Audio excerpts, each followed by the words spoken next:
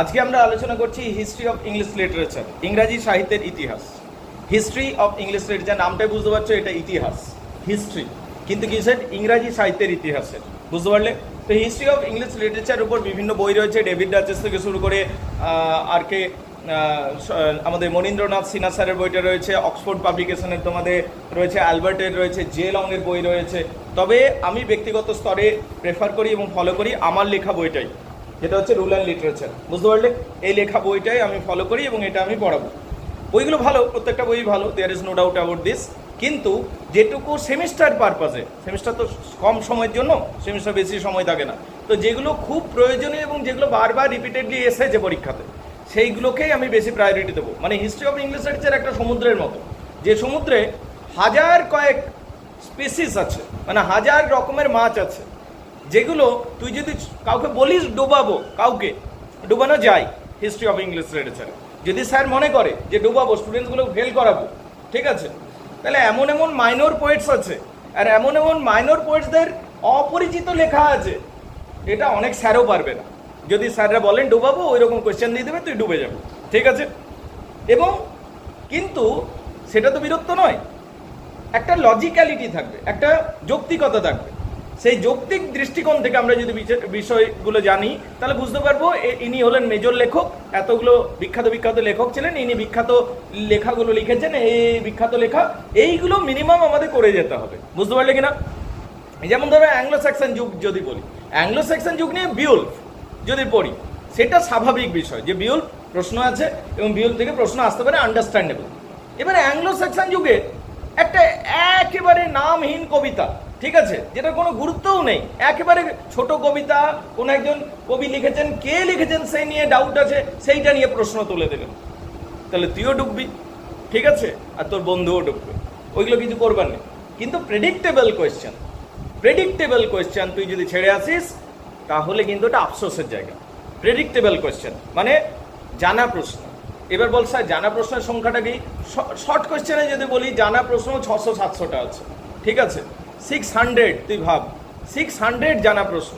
এবার এত সংখ্যক জানা প্রশ্ন স্টুডেন্টস করতে পারে, যেগুলো মাইনর পোয়েটস এবং অপরিচিত লেখা, সেগুলো তো কয়েক হাজার থাকবে, সেগুলো বাদ দিলাম আমি, সেগুলো তুমি ছেড়ে দাও, রাইট? কিন্তু যেগুলো জানা, চেনা, বিখ্যাত এবং ভালো ভালো কবিরা লিখেছেন, ভালো ভালো লেখকরা লিখেছেন, ভালো ভালো নাট্যকাররা লিখেছেন এবং সাহিত্যের গুণে পরিপূর্ণ, সেই লেখাগুলোর সংখ্যাও অনেক, সেগুলো তোমাকে রেডি করতে হবে। কিন্তু এইগুলোই সম্ভব যখন তুমি স্টোরি লাইনটা ভালো করে বুঝবে। গল্পটা আমি শুরু করলাম, দেশটার নাম হচ্ছে দ্য গ্রেট ব্রিটেন, সংক্ষেপে বলবো, মাঝে কিন্তু ছোট ছোট অনেক জাতি গোষ্ঠী আক্রমণ করেছে, তো ওইগুলোকে খুব একটা গুরুত্ব দেয় না অনেক সমালোচক, ঠিক আছে, তো যেগুলোকে সবাই এগ্রি করেছে মোটামুটি ভাবে, শুধু সেই স্টোরি লাইনটা আমি টানবার চেষ্টা করবো, বুঝতে পারলে? পয়েন্ট হচ্ছে দেশটার নাম হচ্ছে দ্য গ্রেট ব্রিটেন, গ্রেট ব্রিটেনকে 4 ভাগে ভাগ করা যায়, একটা পিজার মতো, right? England, Scotland, Wales, Ireland, বুঝতে পারলে কিনা? ইংল্যান্ড, স্কটল্যান্ড, ওয়েলস, আয়ারল্যান্ড, ও নর্থ ওয়েলসও বলে অনেকে, ঠিক আছে? এই যে 4টা দেশ রয়েছে, এই 4টা দেশকে একসাথে দ্য গ্রেট ব্রিটেন বলা হয়। এটা এমনই একটা দেশ, এটা চারপাশে সমুদ্র আছে, কি আছে? শুধু সমুদ্র আছে। এই দেশটাতে আদি মানুষ কারা থাকতো? আগে আদি বাসিন্দা, আদি মানুষ বলে আদি মানুষ ভাবতে শুরু করে দিচ্ছে, আদি বাসিন্দা কারা থাকতো? আদি বাসিন্দারা প্যাগান ছিল। কারা ছিল? প্যাগান। এবার প্যাগান কারা? যার প্রকৃতির পূজারী, তাদেরকে প্যাগান বলে। তার মানে গল্পটা ইংল্যান্ডের গল্প, ইংল্যান্ড, স্কটল্যান্ড, ওয়েলস, আয়ারল্যান্ড, খানিকটা ভারতবর্ষের মতো। ভারতবর্ষ একটা বড় দেশ, তার পাশে এদিকে বাংলাদেশ রয়েছে, নেপাল রয়েছে, এখানে ভুটান রয়েছে, ঠিক আছে, শ্রীলঙ্কা রয়েছে।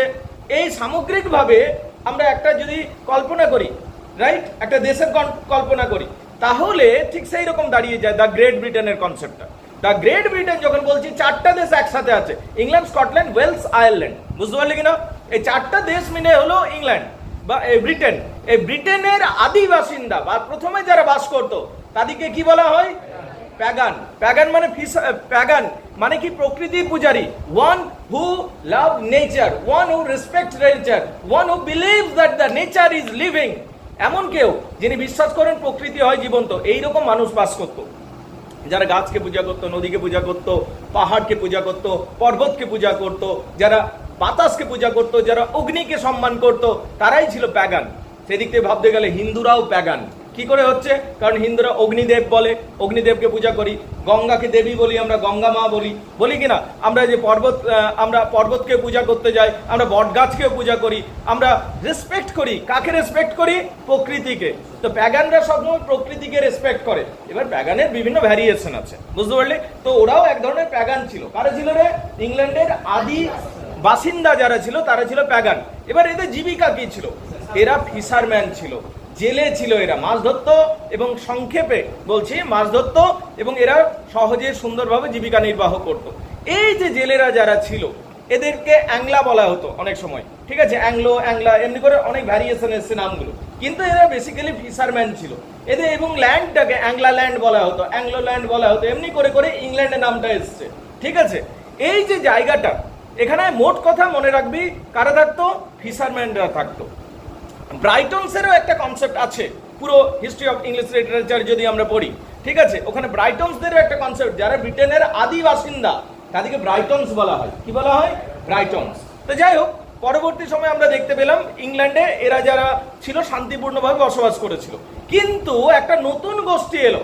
তাহলে একটা ফার্স্ট প্রশ্ন, ইংল্যান্ডে কারা থাকতো? প্রথমে প্যাগানরা থাকতো বা ফিশারম্যানরা। এরপরে একটা নতুন গোষ্ঠী আসছে, সেই গোষ্ঠীর নাম হচ্ছে কেল্টিক।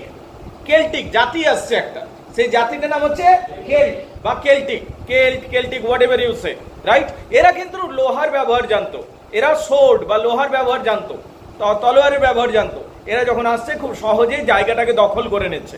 অ্যাংলো স্যাক্সনদের সরিয়ে, সরি, এই প্যাগানদের সরিয়ে দিয়ে এরা জায়গাটাকে দখল করছে, বুঝতে পারলে? কিন্তু ঘটনাচক্রে আবার এরাও প্যাগানেই ছিল, এরাও প্যাগানে, মানে এরাও প্রকৃতিরই পূজা করতো কেল্টরা, এবং এরা অস্ত্র শস্ত্রের ব্যবহারটা ভালোভাবে জানতো। তো কেল্টিক যারা ছিল তারা কিন্তু মূলত জায়গাটাকে দখল করে নিল, এবং এরা এখানকার রাজা রানী হলো এবং রুলিং ক্লাস হয়ে গেল। কারা রুলিং ক্লাস হয়ে গেল? কেল্টিকরা। এবং কনসিডারেবল টাইম পর্যন্ত এরা কিন্তু রাজত্ব করেছে। তারপরে আমরা দেখতে পাই রোম থেকে একজন সম্রাট আসছে 55 BC-তে। সেই রোম সম্রাট ছিলেন জুলিয়াস সিজার। জুলিয়াস সিজার রোমে তখন কিন্তু দেখো, প্রাচীনকালে রোম ছিল সুপার পাওয়ার, রোম ছিল সর্বশ্রেষ্ঠ একটা দেশ, সুপার পাওয়ার ছিল রোম। সেই সুপার পাওয়ার রোম এলো ইংল্যান্ডে। ইংল্যান্ডে জুলিয়াস সিজার এসেছিলেন, কিন্তু খেয়াল রাখবে জুলিয়াস সিজার 55 BC, যীশু খ্রিস্টের জন্ম হয়নি তখনও। রোমে তখন ডেমোক্রেসি চলছে, রোমে তখন ডেমোক্রেসি শুরু হয়েছে। রোমান সম্রাট জুলিয়াস সিজার যখন ইংল্যান্ডে এলেন, তার খুব ভালো লেগে গেল ইংল্যান্ডকে, এবং ইংল্যান্ডের একটা জায়গাকে, পুরো ইংল্যান্ড নয় কিন্তু, আই ডু রিপিট, পুরো ইংল্যান্ড নয়, একটা অংশকে তিনি শুধু ক্যাপচার করে বসলেন। কে ক্যাপচার করে বসলেন? Julius Caesar. এই যে জুলিয়াস সিজার এটা করলেন, এখানে ইংল্যান্ডে রোমানদের এন্ট্রি ঘটে গেল, বুঝতে পারলে? মানে এন্ট্রিটা হলো, এখন পুরো দেশ কিন্তু রোমানদের আন্ডারে নেই, একটা অঞ্চল আছে। তাহলে যদি প্রশ্ন আসে পরীক্ষাতে আসতে পারে কিন্তু, যে কোন রোমান এটা এসেছে, by the way this question has arise, এবং তার উত্তরটা হবে জুলিয়াস সিজার। যে কোন রোমান সম্রাট প্রথমবার ইংল্যান্ডে এসেছিল, এটার উত্তর হচ্ছে Julius Caesar. This question has appeared and reappeared in the exam. বারবার প্রশ্নটা এসছে, কোন রোমান সম্রাট এসেছিল? Julius Caesar. এবার জুলিয়াস সিজার না হয় দখল করলেন, এবং জুলিয়াস সিজার একটা বিখ্যাত কথা আছে, ভিনি ভিডি ভিসি, ল্যাটিন শব্দ, ভিনি ভিডি ভিসি। আমি এলাম, আমি দেখলাম, আমি জয়লাভ করলাম। আমি এখানে এলাম, আমি দেখলাম, আমার বিরাটই ভালো লেগে গেল, এবং আমি এটাকে জিতে নিলাম। সেই জন্য কথাটা বলা হয় ভিনি ভিডি ভিসি, বুঝতে পারলে কিনা? কে বলেছিল veni vidi vici? Julius caesar বলেছিল। তো জুলিয়াস সিজার এসে পর এখানে জয়লাভ করে নিলেন। তো জুলিয়াস সিজার থাকলেন কিছুদিন, মানে জুলিয়াস সিজার জয়লাভ করলেন। এবার জুলিয়াস সিজারের বেশ কিছুদিন পর একজন রোমান জেনারেল এলেন। জুলিয়াস সিজার মারা গেলেন, তারপর একজন রোমান জেনারেল এসেছিলেন। সেই জেনারেলটার নাম ছিল সম্রাট, জেনারেলটার নাম ছিল জেনারেল ক্লডিয়াস। কি নাম ছিল? ক্লডিয়াস। তাহলে জুলিয়াস সিজারের পর একজন নতুন জেনারেল এসেছিলেন, 40,000 সৈন্য নিয়ে এসেছিলেন, এবং পুরো রোম থেকে এসে পুরো ইংল্যান্ডটাকে দখল করে বসলেন। সেই রোমান জেনারেল নাম ছিল ক্লডিয়াস। কি নাম ছিল? ক্লডিয়াস। সম্রাট ক্লডিয়াস জায়গাটাকে দখল করলেন। সম্রাট ক্লডিয়াস কত সৈনিক নিয়ে এসেছিল? হিস্টোরি বলে 40,000, ঠিক আছে, যে 40,000 সোলজার্স, এবং সেটা দিয়ে পুরো ইংল্যান্ডটাকে ছেয়ে গেল, এবং পুরো ইংল্যান্ডটাকে রোমের আন্ডারে করা হলো সম্রাট ক্লডিয়াসের নেতৃত্বে। এইটা যখন হয়ে গেল, তখন তুমি বলতে পারো ইংল্যান্ড প্রপারলি কলোনি হলো রোমের। ইংল্যান্ড সারা পৃথিবীকে নিজের কলোনি বানানোর চেষ্টা করেছিল। ভারতবর্ষ ইংল্যান্ডের কলোনি ছিল, ঠিক আছে, ইংল্যান্ড তো বিভিন্ন দেশকে কলোনি বানিয়েছিল, কিন্তু এইটাই হলো ইতিহাস। দেখো ভাগ্যের পরিহাস যে ইংল্যান্ড প্রথমে কলোনাইজড হয়েছিল, ইংল্যান্ড প্রথমে কলোনাইজড হয়েছিল, ইংল্যান্ডকে কলোনি বানিয়েছিল, ইংল্যান্ডকে দাসত্বের কৃতদাসত্বের শিকলে বদ্ধ করা হয়েছিল একটা সময়, এবং সেটা কে করেছিল? রোম। তবে জানিস রোমানরা ভালো ছিল, মানে রোমানরা উন্নত সভ্য জাতি ছিল, তো রোমানরা কোনোদিন টর্চার করেনি বেসিক্যালি। হ্যাঁ, তবে বলতে পারিস যে যারা পুরনো শাসক থাকে আর যারা নতুন শাসক থাকে তাদের মধ্যে যে সংঘর্ষটা সেটা বরাবরই হয়েছে, বুঝতে পারলে কিনা? যে পুরনো শাসকরা বারবার চেয়েছে রোমানদের উপর আক্রমণ, বিভিন্ন বারবারিক ইনসিডেন্ট হতো, বিভিন্ন আক্রমণ হতো। এই যে কেল্টিকরা সরে গেল, এই যে কেল্টিক দিকে তাড়িয়ে দিয়ে রোমানরা জায়গাটা দখল করলো, মাঝে মধ্যে কেল্টিকদের মধ্যে কিছু গ্রুপ ছিল তারা কিন্তু আক্রমণ করতো, কিন্তু ওইগুলো এতই ছোট, এতই মানে নগণ্য বিষয়, ওইগুলো উল্লেখ না করলেও হবে, বুঝতে পারলি কিনা? তো যাই হোক, এখন ঘটনা হলো জায়গাটাকে কারা দখল করলো? রোমানরা। এবং সম্রাট জেনারেলটার কি নাম ছিল? ক্লডিয়াস। এবার ক্লডিয়াস যখন এইরকম দখল করে নিল, তখন আমরা দেখতে পাচ্ছি রোমের কালচার পুরোপুরি ইংল্যান্ডে চলে এলো। এইখানটাতে অনেক ভালো হলো। একটা উন্নত জাতি যদি তোমাকে দখল করে, তুমিও আস্তে আস্তে উন্নত হয়ে যাবে, এইটা হচ্ছে ব্যাপারটা। কারণ ওরা হয়তো তোমার কথা যদি নাও ভাবে, ওরা নিজেদের স্বার্থে যেহেতু ওখানে থাকতে হচ্ছে জায়গাটাকে ডেভেলপ করে দেবে। এরা বড় বড় সব রাস্তা বানালো, রোমান রোডস বলা হতো, Roman road never stops, Roman রাস্তা কোনোদিনও থামে না। মাঝে যদি পাহাড় পড়ে যায়, পাহাড় কেটে ওরা রাস্তা বানিয়ে দিত। কেন এত রাস্তাতে গুরুত্ব দিত? তার কারণ তারা বিশ্বাস করতো যে রাস্তা দিয়ে ব্যবসা হয়, রাস্তা দিয়েই ব্যবসা হয়, এবং রাস্তা দিয়েই সেনা পাঠানো যায়। রাস্তা প্রপারলি থাকবে তাহলে তাড়াতাড়ি তুই সেনা পাঠাতে পারবি। তো রোমানরা বড় বড় রাস্তা বানিয়ে দিয়েছিল, ভালো বিজনেস কমিউনিটি গ্রো করে গেল ইংল্যান্ডে, এবং সেখানে বিভিন্ন মন্দির বানানো হলো, বিভিন্ন নাট্যালয় বানানো হলো, এবং বিভিন্ন বলতে পারিস ভালো ভালো সমস্ত প্রেক্ষাগৃহ বানানো হলো, সব আর্ট কালচার এগুলো আসতে শুরু করলো রোম থেকে। ঠিক আছে, ইংল্যান্ডের নিজের কিছু নেই, সব এসছে রোম থেকে। ইংল্যান্ডের লোকজন অত সভ্য ছিল না প্রথমে, বুঝতে পারলে কিনা? এরা রোম থেকে নিয়েছে। কোথায় কোন কালচারটা এসছে? রোমান কালচারটা এসছে। এবার রোমান কালচারটা কি করে এলো সেটা না হয় অন্য গল্প, ওটা আমি ক্লাসিক্যাল যুগের গল্পতে বলবো। আগে এই স্টোরি লাইনটা আগে কমপ্লিট করি, ঠিক আছে? তাহলে রোমানরা ইংল্যান্ডের উন্নতি করেছিল, এটা হলো এক কথায়। এরপরে কি হলো? অনেক দিন রাজত্ব চললো, কিন্তু তারপরে একটা বড় ঘটনা ঘটে গেল যেটা কেউ বিশ্বাস করতে পারেনি, কিন্তু এটা ঘটেছিল। রোমান সাম্রাজ্যের পতন হয়ে গেল। বারবেরিয়ানসরা যারা ছিল, বা জলদস্যু যারা ছিল, বা যারা অন্যান্য জাতি ছিল, রোম সাম্রাজ্যের উপর আঘাত করতে শুরু করলো।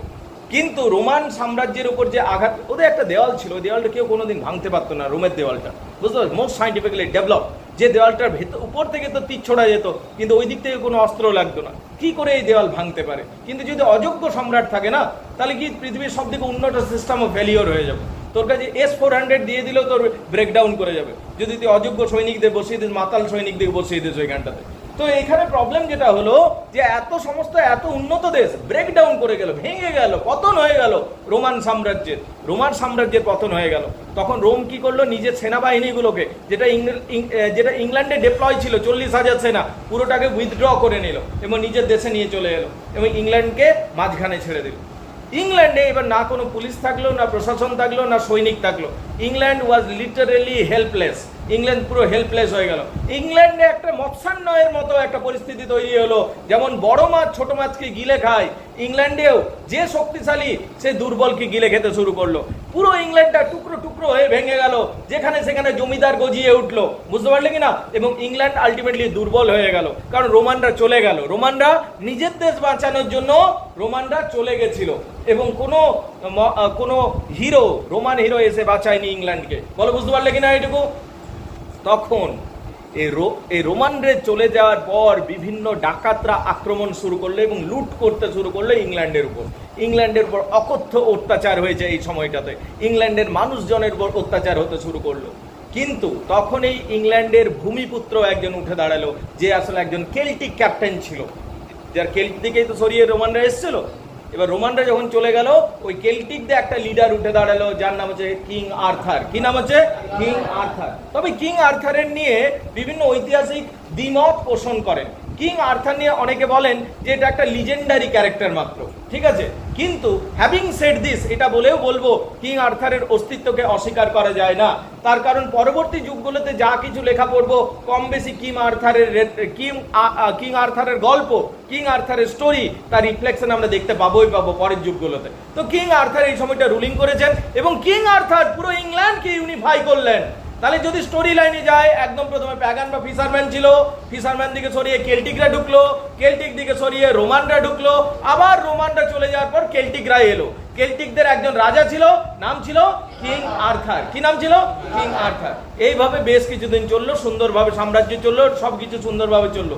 কিন্তু একটা সময় কি হলো, তিনটে জলদস্যুর দল এলো, ঠিক আছে, তিনটে জলদস্যুর দল এলো। এরা স্ক্যান্ডিনেভিয়ার দিক থেকে এসেছিল। বল স্যার স্ক্যান্ডিনেভিয়ার কোন দেশ? স্ক্যান্ডিনেভিয়া বলে আর কোনো দেশ নেই, বুঝতে পারলে? সেই সময় ছিল, এখন সেটা ভেঙে বিভিন্ন দেশ হয়ে গেছে। আজকে তুই জার্মানি বল, আজকে তুই জার্মানি পোল্যান্ড বল, ঠিক আছে, আজকে তুমি ডেনমার্ক বলো, এই যে এরিয়াটাকে স্ক্যান্ডিনেভিয়া বলা হতো। কি বলা হতো? স্ক্যান্ডিনেভিয়া। তো ওইখান থেকে তিনটে ডাকাতের দল বড় বড় কালো কালো জাহাজে এসেছিল। এদের নাম ছিল অ্যাংলো, জাটেস, স্যাক্সন। এদের দেখবে যে বইটা আমি ব্যবহার করছি, সেই বইটার পিছনে একটা নকশাও দেওয়া আছে। ইফ ইউ লুক, বইটার পিছনে একটা নকশা দেওয়া আছে, দেখবে, ঠিক আছে। এই নকশাতে দেওয়া আছে, দেখবে যে কে কোনখান থেকে এসেছিল। তোমরা দেখতে পাবে ইয়েলো কালার যেটা রয়েছে ওটা অ্যাংলোরা এসেছিল এবং কোন জায়গাগুলো দখল করেছিল। তুমি যদি রেড কালারটা আছে দেখতে পাবে জাটেসরা কোন জায়গাটা দখল করেছিল, এবং যদি ব্লু কালারটা দেখো ওরা কোথা থেকে এসেছিল এবং কোন জায়গাটা দখল করেছিল তোমরা দেখতে পাবে। Anglo, জাটেস, Saxon. অলরাইট, এখান থেকে স্ক্যান্ডিনেভিয়া থেকে ইংল্যান্ডের কে কোথায় এসে দখল করলো এই জিনিসগুলো আমরা দেখতে পাচ্ছি। Alright, everybody gets it clear? কিন্তু ঘটনা হলো যে ইংল্যান্ডে এই তিন দল ডাকাত যখন এসে গেল, ডাকাতরা নিজেদের মধ্যে লড়াই শুরু করলো। ডাকাতগুলো নিজেদের মধ্যে লড়াই শুরু করলো, এদের মধ্যে ইগো ক্লাস হলো, অঞ্চল নিয়ে ঝামেলা তৈরি হয়ে গেল, এবং সর্বোপরি একটা জঙ্গলে তিনটে বড় বাঘ কি করে থাকবে? বাঘ একটাই থাকে। তো কি হলো, এদের মধ্যে লড়াই শুরু হয়ে গেল। কাদের মধ্যে লড়াই শুরু হয়ে গেল? Anglo versus Jutes versus Saxon. এই জার্মান থেকে এসেছিল এরা, এদিকে টিউটনিক জাতি বলা হয়। কি বলা হয়? টিউটনিক জাতি। এই টিউটনিক জাতিগুলোর মধ্যে লড়াই শুরু হয়ে গেল। যখন লড়াই শুরু হলো, জাটেস বলে যে দলটা ছিল, দে গট ডিলিটেড। এরা একটু কম শক্তিশালী ছিল বা দুর্বল ছিল তুলনামূলকভাবে, এরা ডিলিটেড হয়ে গেল। তখন অ্যাংলো এবং স্যাক্সন একটা বুদ্ধিমানের কাজ করলো। অ্যাংলো এবং স্যাক্সন এরা বললো, এক কাজ কর, চুক্তি করে নে, বন্ধুত্ব করে নে, আর লড়াই করিস না। লড়াই করলে নালে একটা দল আমাদের মধ্যে, একটা দল একদম শেষ হয়ে যাবো, আর যে বেঁচে থাকবে সে বিরাটই দুর্বল হয়ে যাবে। তখন বাইরের শক্তিরা হামলা করার জন্য প্রস্তুত হয়ে আছে, আমাদের মেরে ফেলবে। তাই চল ইউনাইটেড হয়ে যায়, আর পাওয়ার লুজ না করে সবাই ইউনাইটেড হয়ে যায়। তখন অ্যাংলো স্যাক্সন মিলে গেল এবং এরা মিলেমিশে একটা যুগ বানালো। যুগটার নাম হচ্ছে অ্যাংলো স্যাক্সন যুগ। যুগটার নাম কি? অ্যাংলো স্যাক্সন যুগ। যুগটার নাম কি? অ্যাংলো স্যাক্সন যুগ। বাই দ্য ওয়ে, একটা ইনফো দিতে চাইবো, যখন রোমানরা ঢুকেছিল তখনই কিন্তু ল্যাটিন ভাষাও ঢুকে গেছে, তখনই কিন্তু রোমানদের সাথে ডেভেলপমেন্টও ঢুকে গেছে, আর ক্রিশ্চানিটিও ঢুকে গেছে। রোমানরা আসার সাথে সাথে ক্রিশ্চানিটি ঢুকে। সেন্ট আগস্টাইন বলে একটা সাধু ছিল, যিনি রোম থেকে এসেছিলেন এবং খ্রিস্ট ধর্ম প্রচার করতে শুরু করেন। তিনি বেশ সাকসেসফুল হয়েছিলেন, খ্রিস্ট ধর্ম প্রচার শুরু করে দিয়েছিলেন। তাহলে আমরা এই যে অ্যাংলো স্যাক্সন যুগে আজকে দাঁড়ালাম, ততদিনে দেখছি ইংল্যান্ড অনেকটাই খ্রিস্ট ধর্মে দীক্ষিত হয়ে গেছে। ইংল্যান্ড অনেকটাই খ্রিস্ট ধর্মে দীক্ষিত হয়ে গেছে। ইংল্যান্ডে তখন কিছু মানুষ প্যাগান আর কিছু মানুষ খ্রিস্টান। ক্রিশ্চানিটি বাড়ছে, প্যাগানিজম আস্তে আস্তে কমে যাচ্ছে। ক্লিয়ার না? ক্লিয়ার না? এই অ্যাংলো স্যাক্সন যুগটা যেটা শুরু হলো, অ্যাংলো স্যাক্সন যুগের মানুষগুলো কিন্তু ডাকাত ছিল। কি ছিল? বেসিক্যালি পাইরেটস ছিল, ভাইকিংস ছিল, বুঝতে পারলে? এবং ডাকাতের কনসেপ্টটা কি? আমরা সাধারণত বলি ডাকাত মানে কি 3-4টা লোক থাকবে, না, এমনি নয়। গ্রামের পর গ্রাম ডাকাতের দল থাকতো, এদের জীবিকাই ছিল ডাকাতি করা, বুঝতে পারলে কিনা? তো এরা এসে নিয়ে দখল করলো ইংল্যান্ডকে, এবং এখানে অ্যাংলো স্যাক্সন যুগ শুরু হয়ে যাচ্ছে। অ্যাংলো স্যাক্সন যুগটা যদি আমরা পড়ি, আমরা জানতে পারবো এই যুগে প্রচুর লেখাজোখা হয়েছিল। অ্যাংলো স্যাক্সন যুগটাতে লেখাজোখার কথা পাচ্ছি, এই যুগে প্রচুর লেখাজোখা হয়েছিল। এই অ্যাংলো স্যাক্সন যুগটাতে আমরা বিউল্ফ নামক একটা মহাকাব্য পাই। বিউল্ফ অবশ্য মহাকাব্য বটে কিনা সে নিয়ে তর্ক বিতর্ক শেষ নাই, সেটা নিয়ে প্রচুর তর্ক বিতর্ক হয়েছে, বিউল্ফকে মহাকাব্য বলা যায় কিনা। কিন্তু এই যুগটাতে, অ্যাংলো স্যাক্সন যুগটাতে একটা মহাকাব্য লেখা হয়েছে, সেই মহাকাব্যের নাম বিউল্ফ। কি নাম? বিউল্ফ। বিউল্ফকে যদি ভেঙে নিস, বি মানে মৌমাছি, উল্ফ মানে নেকড়ে বাঘ, কিন্তু একসাথে মিলিয়ে দেওয়া হয়ে গেল বিউল্ফ। বিউল্ফ মানে ভালু, বিউল্ফ মানে ভালু। তো বিউল্ফ একটা মহান যোদ্ধার গল্প, একজন মহান যোদ্ধা ছিলেন বিউল্ফ, যে যোদ্ধাটা নিজের শক্তির জোরে পরাজিত করেছিলেন বিভিন্ন রাক্ষসকে। ডেন্সের একজন রাজা ছিল, ডেন্সের রাজাটার নাম ছিল হ্রদগার। ডেন্স বলে একটা দেশ আছে, বুঝতে পারলি, ডেনমার্ক যেটা বলি আমরা। সেই ডেন্সের একজন রাজা ছিল, রাজাটার নাম ছিল হ্রদগার। কি নাম? হ্রদগার। হ্রদগারের ভোজ খেতে ভালো লাগতো, ভোজ খাও না, সে ভোজ খেতে ভালো লাগতো। সেই হ্রদগার কি করেছিল, একটা ভোজ খাওয়ার জন্য একটা ব্যাংকুয়েট হল বানিয়েছিল, একটা বিশাল ভোজ মহল বানিয়েছিল আনন্দ উৎসব করব বলে, এবং সেটা করেছিল সমুদ্রের পাড়ে। সেটা কোথায় করেছিল? সমুদ্রের পাড়ে, এবং সমুদ্রের পাড়ে গিয়ে উৎসব করব বলে। কিন্তু যেদিনেই ওরা প্রথমে উৎসব করতে শুরু করলো, সেদিনে একটা রাক্ষস কোথা থেকে এসে উপস্থিত হলো। সেই রাক্ষসটা এসে সবকিছু ভেঙে চুরে চুরমার করে দিল, এবং সেই রাক্ষসটার সাথে সাথে বেশ কয়েকটা লোককে খেয়ে দিয়ে চলে গেল। সেই রাক্ষসটার নাম ছিল গ্রিন্ডল। রাক্ষসটার নাম কি ছিল? গ্রিন্ডল। অ্যাংলো স্যাক্সন যুগে একটা মহাকাব্য পাই, মহাকাব্যটার নাম হচ্ছে বিউল্প। বিউল্প হলো মহান যোদ্ধার গল্প। এই বিউল্পে আমরা কি দেখতে পাই? ডেনমার্ক মানে ডেনমার্ক নামক একটা রাজ্য আছে, সেই রাজ্যের একজন রাজা আছে, সেই রাজার নাম হ্রদগার। কি নাম? হ্রদগার। হ্রদগার একটা আনন্দ মহল বানালেন, যেখানে বিলাসিতা করবেন, আনন্দ করবেন, পার্টি করবেন, মজ মস্তি করবেন, ঠিক আছে। এবং তারপর ভোজ খেতে উনি ভালোবাসতেন, পার্টি দিতে এবং পার্টি নিতেও ভালোবাসতেন। কে? হ্রদগার। তো যেদিন প্রচন্ড আনন্দ উৎসব হচ্ছিল, সেই মহলটাতে একটা রাক্ষস এসে উপস্থিত হয়ে গেল। সেই রাক্ষসটার নাম ছিল গ্রিন্ডল। কি নাম ছিল? গ্রিন্ডল। এবং গ্রিন্ডল কি করলো? সবকে মেরে ফেললো। যারা পালালো, রাজাকেও ক্ষতিগ্রস্ত করলো, রাজার বিভিন্ন সম্পত্তি ভেঙে চুরে দিয়ে। তারপর গ্রিন্ডল চলে গেল। রাজা পরের দিন কি করলো? ব্যবস্থা করতে হবে যে গ্রিন্ডলকে মারতে হবে। সৈনিক নিয়ে উপস্থিত হলো, কিন্তু কি হলো? গ্রিন্ডলকে মারতে পারলো না, বরং রাজা যতবারই সৈনিক নিয়ে আসে, ওই গ্রিন্ডল নামক রাক্ষসটা সৈনিকগুলোকে মেরে দেয়। বুঝতে পারলি কিনা? এই ঘটনা আমরা দেখতে পাচ্ছি। এরপরে আমরা কি দেখতে পেলাম? এরপরে আমরা দেখতে পেলাম অদ্ভুত জিনিস দেখতে পেলাম। রাজা ঘোষণা করে দিচ্ছে সারা রাজ্যে যে রাক্ষসটাকে মারতে পারবে তাকে একটা বড় সড়ো পুরস্কার দেওয়া হবে। অনেক বীর মানুষ এলো, কিন্তু সবাই গ্রিন্ডলের ভোজনে পরিণত হলো। গ্রিন্ডল সবাইকে খেয়ে দিচ্ছিল, আর কিছুই লাভ হচ্ছিল না। তখন রাজা বাধ্য হয়ে বললো, এই হিওরট নামক যে হলটা রয়েছে, হলটা নাম দিয়েছিল, আদর করে নাম দিয়েছিল হিওরট, বুঝতে পারলে, সে হলটা বন্ধ করে দেওয়া হোক, ঠিক আছে। কিন্তু সেই সময় আমরা দেখতে পাচ্ছি বিউল্পের এন্ট্রি ঘটছে। কার এন্ট্রি ঘটছে? একদম সাউথের হিরোর মতো এন্ট্রি করছে। কার? বিউল্পের। বিউল্প তার 14 জন সঙ্গী নিয়ে এসেছিল, কিছু সঙ্গী সাথী নিয়ে এসেছিল, এবং বিউল্প বলে, আমি ওই রাক্ষসটাকে মারবো। কাকে মারবো? রাক্ষসটাকে মারবো, নাম হচ্ছে গ্রিন্ডল। তো প্রথমে বিউল্পকে বলা হলো যে তুমি চলে যাও, তুমি পারবে না, তার কারণ অনেক বীর যোদ্ধায় মারা গেছে, আমি চাই না আর কেউ মরে যাক। কিন্তু যাই হোক, বিউল্প এলো, তার কারণ বিউল্প রিং চুকাতে এসেছে। হ্রদগার একটা সময় বিউল্পের বাবাকে হেল্প করেছিল, তার ঋণ চুকানোর জন্য আজকে এসছে বিউল্প। বুঝতে পারলে কিনা? তো বিউল্পের সাথে শেষ পর্যন্ত আমরা দেখছি লড়াই হচ্ছে লড়াই হচ্ছে রাক্ষসটা, গ্রিন্ডলের লড়াই হচ্ছে বিউল্পের সাথে। এবং বিউল্পের সাথে যখন লড়াই হচ্ছে, বিউল্প শেষ পর্যন্ত প্রথমে বিউল্পের কিছু সঙ্গী সাথে মারা যাচ্ছে, কিন্তু আলটিমেটলি বিউল্প কিন্তু তার হাতটা ছিঁড়ে নিচ্ছে। কার হাতটা ছিঁড়ে নিচ্ছে? গ্রিন্ডলের। গ্রিন্ডল তো পালিয়ে যাচ্ছে। তারপরের দিন উৎসব হচ্ছে, সেই উৎসবে সবাই আনন্দ উৎসবে মদ্যপান করছে। কিন্তু হঠাৎ করে রাত্রিবেলাতে আমরা দেখতে পাচ্ছি আরেকটা বড় রাক্ষস চলে আসছে, যার নাম হচ্ছে মেরিউল বা সিউল। কি নাম? মেরিউল বা সিউল। সেই রাক্ষসটা এসে নিয়ে উৎপাত করছে জায়গাটা থেকে। এবং পরের দিন বিউল্পকে আবার উঠতে হচ্ছে যে আমাকে আবার লড়াই করতে যেতে হবে। বিউল্প আবার যাচ্ছে মেরিউলকে মারবার জন্য। মেরিউল্পের সাথে বিউল্পের লড়াই হচ্ছে, এবং মেরিউলকে বিউল্প শেষ পর্যন্ত মেরে ফেলছে। বিউল্প উপরে উঠে এসে বলছে যে মেরিউলকে মেরে ফেলছে। সবাই মিলে বিউল্পকে আবার উৎসাহ দিচ্ছে। বিউল্পের জয়গান শুরু হচ্ছে। বিউল্প তারপর নিজের দেশে ফিরে যাচ্ছে। গেটিস হিরো ছিল, গেটসে ফিরে যাচ্ছে। বিউল্প ওখানে গিয়ে 50 বছর শান্তিপূর্ণভাবে রাজত্ব করছে। কেউ ছিল না যে বিউল্পকে পরাজিত করতে পারবে। কিন্তু কি হলো? একটা লোক একটা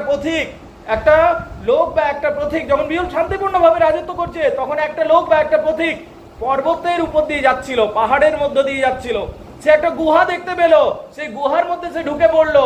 যখন সে গুহার মধ্যে ঢুকে পড়লো, তখন দেখলো হাজার হাজার সোনা দানা সেখানে রাখা আছে, আর একটা ড্রাগন যে মুখ থেকে আগুন বের করতে পারে, ডাইনোসরের মতো দেখতে হয়, সে ড্রাগনটা ঘুমাচ্ছে। সে একটা পেয়ালা বা কাপ চুরি করে নিয়ে চলে এলো। কে চুরি করে নিয়ে চলে এলো? সেই পথিকটা, পাসার বাইটা চুরি করে নিল। এবার তারপর ড্রাগনের ঘুম ভাঙলো। ড্রাগনের তো সোনা দানা খুবই পছন্দের জিনিস। ড্রাগন দেখলো যে তার সোনাটা কেউ চুরি করে নিয়েছে। তখন কি হলো, ড্রাগন সামনের যে ভিলেজগুলো আছে সেগুলোতে আগুন ধরাতে শুরু করলো এবং গিয়ে পর উৎপাত শুরু করলো।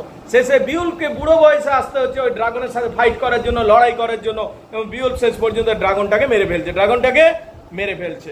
আমরা দেখতে পাচ্ছি ড্রাগনটাকে মেরে ফেলছে, কিন্তু ড্রাগনটা মরবার আগে বিউলকেও একটা মারাত্মক চোট দিয়ে যাচ্ছে, যে চোটে বিউলপও মারা যাচ্ছে। এইভাবে বিউলপের গল্পটা শেষ হচ্ছে। This the story of Beowulf. 3182টা লাইন আছে। কটা লাইন আছে? 3182টা লাইন আছে। কটা লাইন আছে? 3182টা। বিউলপের যে গল্পটা রয়েছে দুটো খণ্ডে বিভক্ত, প্রথম খণ্ড, দ্বিতীয় খণ্ড। প্রথম খণ্ডের প্লট স্ট্রাকচারটা বেশ সুন্দর, দ্বিতীয় খণ্ডে একটু নড়বড়ে হয়ে গেছে, যেন ইউনিটি অফ প্লটটা ভেঙে গেছে কিছুটা। ঠিক আছে, এই জিনিসটা আমরা দেখতে পাচ্ছি বিউলপের মধ্যে। তো যাই হোক, তবে বিউলপে কি লেখা হয়েছে? বিউল তো মহান মহাকাব্য এই যুগে, কিন্তু এই যুগে বিউল ছাড়াও আরো বিভিন্ন ধরনের লেখা হয়েছে। যেমন হিরোইক পোয়েম লেখা ছিল। কি ছিল? Heroic poem. তারপর কি ছিল? এলিজি মানে দুঃখের কবিতা। হিরোইক পোয়েম মানে বীরত্বপূর্ণ কবিতা, এলিজি মানে দুঃখের কবিতা, রিলিজিয়াস পোয়েম মানে ধর্মের কবিতা। এবং কি ছিল? প্রোজ ওয়ার্ক ছিল। কি ছিল? Pros work. প্রোজ ওয়ার্ক কে করেছিল এই যুগে? দেখো, এই যুগে দুটো লেখকের নাম আমরা পাই। একজনের নাম ছিল কিডমন, একজনের নাম সিনিউল। কিডমন এবং সিনিউল। কিডমনেরও বেশ কিছু ধার্মিক লেখা রয়েছে, সিনিউলপেরও কিছু ধার্মিক লেখা রয়েছে। এই যুগে একজন ঐতিহাসিকের নাম পাই বেদে, যার হিস্টোরিক্যাল রেকর্ড দেখে এত কিছু আমরা জানতে পারি। বেদের লেখাগুলো খুব ইম্পর্টেন্ট, বুঝতে পারলে? তাহলে বেদে ঐতিহাসিক বা বেদের লেখা থেকে কিডমন ইত্যাদি এদের সম্বন্ধে জানতে পারি। এবং কিডমন এবং সিনিউল মূলত ধর্মের কবিতাগুলো লিখেছেন। ঠিক আছে, তাহলে এই যুগটাতে অ্যাংলো স্যাক্সন যুগে আমরা বীরত্বপূর্ণ কবিতা পাই, আমরা এলিজি পাই, এবং কি পাই? আমরা ধর্মের কবিতা পাই। আর কি? প্রোজ রাইটিং পাই। কিছু প্রোজ রাইটিং, প্রোজ মানে যেগুলো কবিতা নয় সেগুলোকে প্রোজ বলা হয়। এই যুগে এই সমস্ত কিছু পেয়েছে। বীরত্বপূর্ণ কবিতা কি কি যদি বলি, বীরত্বপূর্ণ কবিতা এই যুগে কি কি লেখা হয়েছে? অ্যাংলো স্যাক্সন যুগে বীরত্বপূর্ণ কবিতা যতগুলো যুদ্ধ নিয়ে কবিতা লেখা হয়েছে সেগুলোই বীরত্বপূর্ণ কবিতা। যেমন fight at Finnsburg, battle of Maldon, battle of Brunanburh, Widsith, Waldere, এই সমস্ত করে আমরা দেখতে পাই এগুলো হলো হিরোইক পোয়েম। আমরা যদি বলি এলিজি কি কি লেখা হয়েছে, দুঃখের কবিতা। এই যুগে হাজবেন্ডস মেসেজ নামক কবিতা লেখা হয়েছে, ওয়াইফস কমপ্লেন্ট এই কবিতা লেখা হয়েছে, উলফ অ্যান্ড এডওয়াচার, ডারউইন, এই সমস্ত সি ফারার, এই সমস্ত কবিতাগুলো লেখা হয়েছে, এগুলো দুঃখের কবিতা। এই যুগে আরো কিছু ধর্মের কবিতাও লেখা হয়েছে, তবে ধর্মের দুজন কবিও ছিলেন, কিডমন এবং সিনিউল। এই যুগে যে ধর্মের কবিতাগুলো লেখা হয়েছে তার মধ্যে Phoenix, dream of the rude, ঠিক আছে, বলো বলো, খ্রিস্টান স্যাটার্ন, ফল অফ অ্যাপোস্টেলস, আর কি এক্সোডাস, জুলিয়ানা, এলিনা, ড্যানিয়েল, এই সমস্ত নামগুলো বিখ্যাত। হ্যাঁ না? এরপরে আমরা কি পাই? এই যুগটাও শেষ হয়ে যাচ্ছে একটা সময়। কোন যুগটা শেষ হচ্ছে? অ্যাংলো স্যাক্সনদের যুগটাও শেষ হয়ে যাচ্ছে। এবং এই যুগের একটা গুরুত্বপূর্ণ বিষয় বলতে হবে, নাহলে কমপ্লিট হবে না। এই যুগে একজন মহান রাজা এসেছিলেন, অ্যাংলো স্যাক্সন যুগে একজন মহান রাজা এসেছিলেন। সেই রাজাটার নাম ছিল কিং অ্যালফ্রেড। কি নাম ছিল? King Alfred. সেই কিং অ্যালফ্রেড যখন সিংহাসনে বসলেন, দেখলেন একটা মারাত্মক ঝামেলা চলছে। তো ডাকাতের দল বারবার আসছে এবং আমাদের তছনছ করে দিয়ে চলে যাচ্ছে। সেই ডাকাতগুলো কারা ছিল? সেই ডাকাতগুলো ডেন্সের ডাকাত ছিল। সেই ডাকাতগুলো কোথাকার ডাকাত ছিল? ডেন্সের। এবং ওরা নিজেদের ডাকাতের দলের নাম দিয়েছিল দ্য আর্মি। কি নাম ছিল? The army. বারবার রেড করছিল, রিপিটেড রেড করছিল, যেটাতে কি হয়েছিল? ইংল্যান্ড ধ্বংস হয়ে যাচ্ছিল। কারণ শেষ পর্যন্ত কিং অ্যালফ্রেড কি করলেন? তলোয়ার তুলে নেন এবং ওদের সাথে লড়বার চেষ্টা করলেন, কিন্তু পারেননি। সেটা সলিউশন হয়নি। জোর জবরদস্তি কিন্তু ওই ডাকাতগুলো মারতে পারলেন না। সেটা তাদের সাথে কন্ট্যাক্ট করলেন, চুক্তি করলেন, বললেন কি প্রবলেম, কেন তোমরা ডাকাতি করছো, কি চাও কি? তখন ওরা বললো আমাদের স্থায়ী আমাদের জায়গা দাও। তখন কিং আলফ্রেড একটু চালাকি করলো। ইংল্যান্ডের একটা দিকে কেউই থাকতো না, ওই দিকের জায়গাটা এমনিতেই পড়েছিল। তখন কিং আলফ্রেড বললো তোমরা এক কাজ করো, ওই বড় অঞ্চলটা আমি তোমাদেরকে দিয়ে দিচ্ছি, ওই দিকে থাকো তোমরা। এবং তো বললো যে তাহলে ইংল্যান্ডের আইন কানুন মানতে হবে নাকি? বললো না না, ইংল্যান্ডের আইন কানুন মানবো না, মানবার দরকার নেই, তোমরা নিজেদের মতো আইন কানুন চালাও ওখানে। তো ওরা নিজেদের মতো আইন কানুন বানিয়েছিল। সেখান থেকে ডেন্স ল চলতো। ওখানে কি চলতো? ডেন্স ল। সারা ইংল্যান্ডের আইন কানুন চলতো, কিন্তু ডাকাতগুলো একটা জায়গাতে থাকতো, যারা বলেছিল আর ডাকাতি করবো না কোনোদিন, ঠিক আছে, তারা নিজেদের আইন কানুন নিজেরা বানাতো। ওই জায়গাটাকে বলা হতো ডেন্স ল। ইংল্যান্ডের একটা পোর্শনে কি চলতো? ডেন্স ল চলতো। বুঝতে পারলি কিনা? এই ডাকাতদের সাথে এরপরে ইংল্যান্ডের মানুষজনের সুসম্পর্ক হতে শুরু করে। ইভেন ট্রিটি অফ ওয়েডমোর সাইন হয়। ট্রিটি অফ ওয়েডমোর মানে দুটো কমিউনিটির মধ্যে প্রচুর বিবাহ হবে, ঠিক আছে। এরপরে কিং আলফ্রেড এই প্রবলেমটা সলভ করে দিয়ে লেখালেখিতে মন দিয়েছেন। তিনি 5টা বড় ট্রান্সলেশন করেছিলেন। সেই যুগে কেউই আর ইংরাজি ইংরাজিতে সেই যুগে কেউ আর ল্যাটিন পড়তে পারছিল না, তার কারণে এই ডাকাতগুলো এত আক্রমণ করেছিল সব কিছু পুড়ে ছাই হয়ে গেছিল। তাই ইংল্যান্ডের রাজা কিং আলফ্রেড কি করলেন, ইংরাজিতে সব কিছু লেখাজোখা শুরু করলেন। এবং আমরা দেখতে পাই যে ইংরাজিতে লেখাজোখাগুলো যখন শুরু হয়ে গেল, সেখানে আমরা 5টা ভালো ভালো ট্রান্সলেশন দেখতে পাই যেটা কিং আলফ্রেড করেছিলেন। কিং আলফ্রেড 5টা ভালো ভালো ট্রান্সলেশন করেছিলেন। কি কি ট্রান্সলেশনগুলো নাম ছিল বল? Pastoral care of Pope Gregory, history of the world Orosius, বেদের celestial history of English people, তারপর কনসোলেশন অফ ফিলসফি বোয়েথিয়াস, আর কি নাম, consolation of philosophy of Saint Augustine. তো এই সমস্ত সলিলকে ছিল, সলিলকেও সেন্ট আগস্টাইন, এই 5টা বড় বড় ট্রান্সলেশন করেছিলেন কিং আলফ্রেড। এর ফলে ইংল্যান্ডে আবার ইংরাজির প্রাধান্য শুরু হলো, ল্যাটিনের শিকল থেকে ছাড়া পেল, ইংরাজির প্রাধান্য শুরু হলো।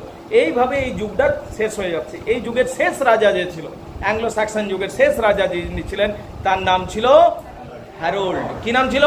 হ্যারোল্ড। কি নাম ছিল? হ্যারোল্ড। এই কিং হ্যারোল্ড যিনি ছিলেন তিনি একজন যোগ্য ভালো রাজা ছিলেন, কিন্তু ওই কিং হ্যারোল্ড পরাজিত হয়ে গেল ফ্রান্স থেকে আসা একটা জমিদারের হাতে। ফ্রান্স থেকে যে জমিদারটা এসেছিল সেই জমিদারটার নাম ছিল, ফ্রান্স থেকে একটা জমিদার এসেছিল সেই জমিদারটার নাম ছিল উইলিয়াম দ্য ফার্স্ট বা উইলিয়াম দ্য কনকারার। উইলিয়াম দ্য কনকারার উনি একটা এই যে জমিদারটা ছিল, ফ্রান্সের যে জমিদার ছিলেন, উনি যখন এলেন ইংল্যান্ডে, বলতে পারো উনি ভাগ্যের জোরেই জিতেছিলেন মূলত। যদিও খুব ডেভেলপ ছিলেন, উন্নত অস্ত্রশস্ত্র নিয়ে এসেছিলেন এবং সুপ্রশিক্ষিত সৈনিক নিয়ে এসেছিলেন, কিন্তু কিছুটা লাক ফেভার করেছিল। কাকে কাকে লাক ফেভার করেছিল? উইলিয়াম দ্য কনকারারকে। তো যখন লড়াইটা হলো 1066, যেটাকে ব্যাটেল অফ হেস্টিং বলা হয়, কি বলা হয়? Battle of Hastings. সেই লড়াইয়ে উইলিয়াম দ্য কনকারার জিতে যাচ্ছে এবং অ্যাংলো স্যাক্সনদের লাস্ট মহারাজা কিং হ্যারোল্ড পরাজিত হচ্ছে। কিং হ্যারোল্ড পরাজিত হচ্ছে। তো এই যে যুগটার কথা বললাম আমি, সেটা হলো অ্যাংলো স্যাক্সন যুগ। সেটা হলো অ্যাংলো স্যাক্সন যুগ। বলো বুঝতে পারলে কিনা গাইজ?